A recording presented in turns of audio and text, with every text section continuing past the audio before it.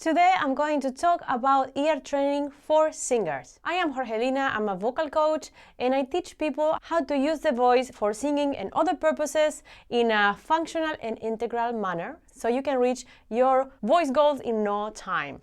Now, before I start, I want you to go to the description below because I have a free resource for you that is going to help you increase your voice range, which is also super important for singers. Go to the description and get it now. The first thing I want to talk to you about today is the difference between perfect pitch and relative pitch.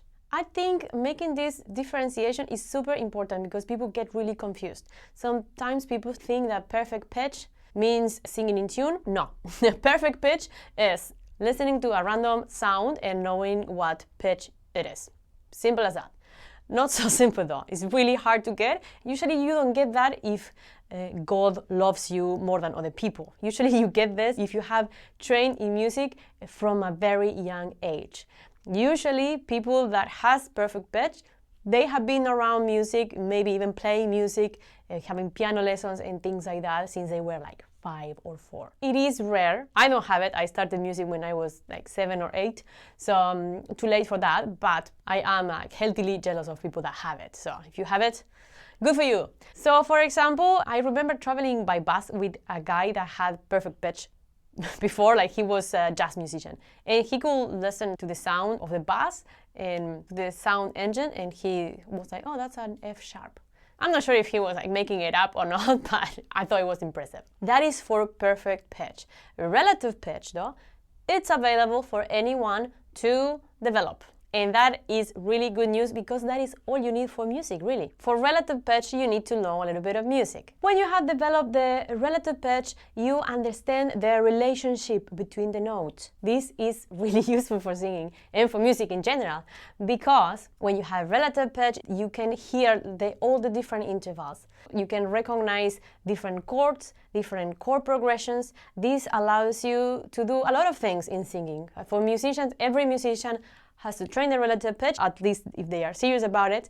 And for singers, it has a lot of benefits. I'm going to name 3 of them. First one is if you like to improvise or you like to create your own vocal arrangements, understanding relative pitch will allow you to come up with amazing, incredible, original and creative arrangements, as well as making it much easier for you to improvise in real time. Second benefit for singers is that this allows you to change keys of a song much more easily. This is super important, especially if you go and jam with other people. We are given a song and maybe the song is not in a key that is good for you. For example, if you are a female and you have to sing a song that's in a key that suits a male, you're gonna have to change the key. Understanding relative pitch will allow you to easily and almost instantly sing in the right key, in the right new key. Another benefit of developing relative pitch for singers is that it makes it much easier to be able to sing harmonies. So if you like to harmonize with other people, which is something that most singers I know are interested in,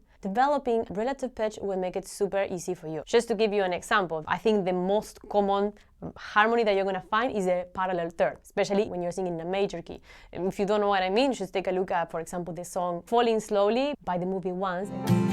Take this sinking boat and port it home. You're gonna see that like most of the song is sung in parallel thirds. That's what it means, and it's a widely used vocal arrangement. Very simple, still beautiful, but really hard to sing if you don't have a relative ear trained, at least at a minimum standard. If you have a relative ear, then you can hear a melody and then you can go straight to sing a parallel third, because you know what the root is, therefore you know what the third is. And then you can develop that melodic movement with it. It's important that you have a relative pitch for this, because in a parallel third, not every single note is a major third, and that is very important. So you have to be able to follow the movement of the melody, starting from a third above, but staying within the key. If that doesn't make sense to you, don't worry, because I am going to be releasing a video about vocal harmonies soon in the future, so stay tuned for that. Go ahead and subscribe now. Now, something I wanted to talk to you about today is how to start developing a relative pitch for absolute beginner singers. It's really hard to find exercises that are actually suitable for beginners. They are usually for more advanced people. Sometimes I have students and they want to go all in with interval training, want to start singing all the intervals from the major scale in the first week. Hold your horses. It's little by little. Developing ear takes time, and you have to start from the basics. The basics of ear training is you have to be able to identify if a sound is higher or lower than another one. And this, for most people, is easier, but for some people, it's a struggle. And so you have to honor wherever you are. If that is you and you cannot tell the difference between ah and oh, then you need to start there. And there are a lot of ways to do it. Of course, I'm not going to talk about that in this video because it's not the topic, but that is what you need to start developing. Once you know you can do that, and there are a lot of apps out there that you can use to do some tests and some exercises for this in a gamified and fun way. After that, you need to start developing the ability of understanding the movement of a melody. Basically, understanding when the pitch goes up and when the pitch goes down. Of course, in a melody, that is not organized in the same way, because otherwise the melodies would be really, really boring. Having just a general idea, and this is, if you have ever done choir, you probably, even if you don't read, if you don't sight read, you are gonna be able to see the notes going up and down, and probably that's what you guide yourself with. Let's say that I take a random melody like Imagine by the Beatles. Imagine all the people.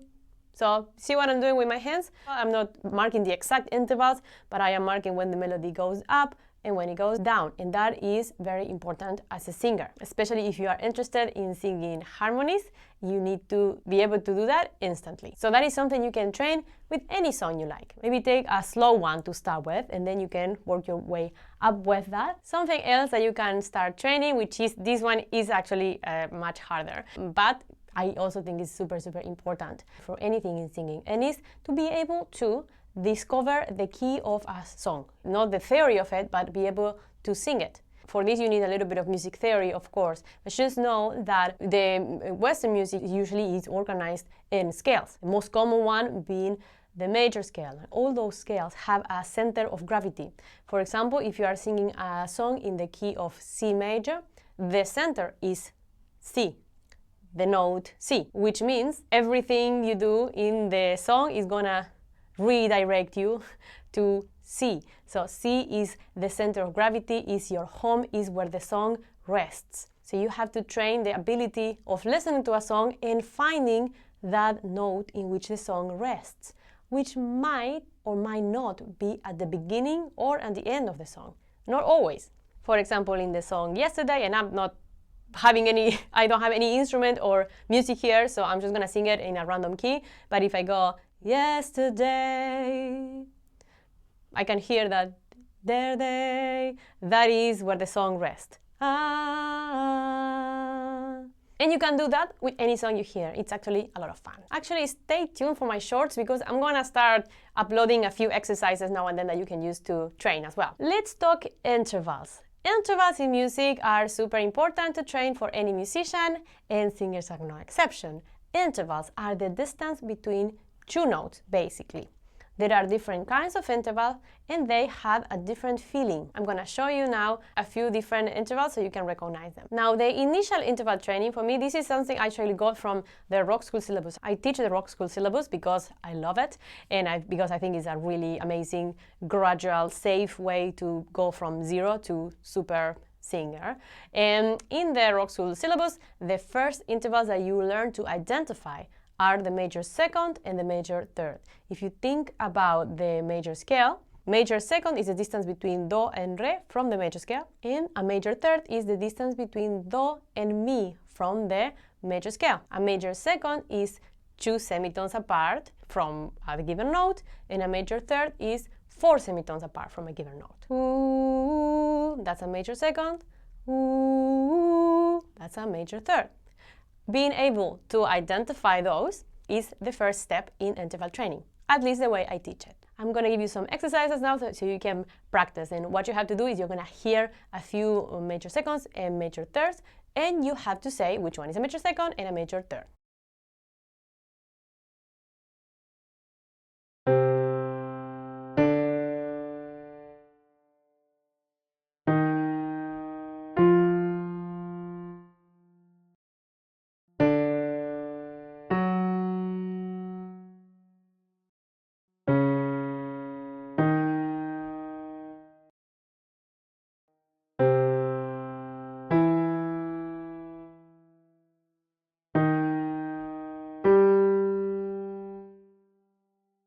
developing a relative pitch gives you the ability to get to that major second wherever you go from the scale. This is something you're actually already training when you do voice exercises with a teacher. They usually show you an exercise and then take you a little bit higher and a little bit lower every time. All right, so that is what I wanted to show you today. Stay tuned. If you like this topic, subscribe, because I'm going to be posting a lot more about music training for singers in this channel.